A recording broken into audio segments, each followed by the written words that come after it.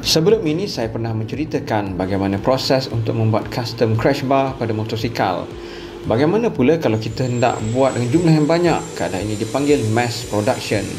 Oleh itu, beberapa kaedah manual perlu ditinggalkan atau proses pembuatan perlu di-upgrade dengan kaedah dengan mesin yang dapat mengeluarkan produk dengan cepat dan banyak. Dalam masa yang sama, cuba mengejar kualiti. Cara ini adalah sukar dan memerlukan proses pengubahsuaian dan pembaikan yang berulang kali. Lebih-lebih lagi untuk mengejar kualiti dan memaksimalkan jumlah. Kedua-dua proses ini berlawanan dengan masa dan ini mempengaruhi untung dan rugi. Untuk mass production, kaedah yang utama adalah pembuatan jig dan pemasangan material ke atas jig. Dengan teknik bending, mesin akan dapat mengurangkan jumlah welding pada produk dan mempercepatkan produksi. Sebab proses welding akan memerlukan proses grinding dan ini memakan masa. Semakin banyak bahagian bending yang mesin boleh buat, maka semakin kurang welding dan grinding diperlukan.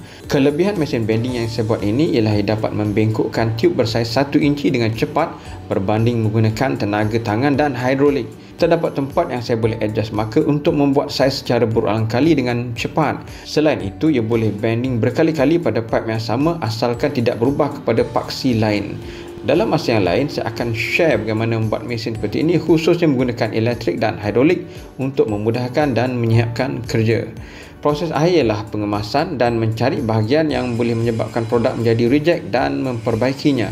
Seterusnya, proses powder coat untuk memberikan ketahanan pada produk. Crash bar adalah penting untuk memberikan perlindungan kepada motosikal kesayangan anda.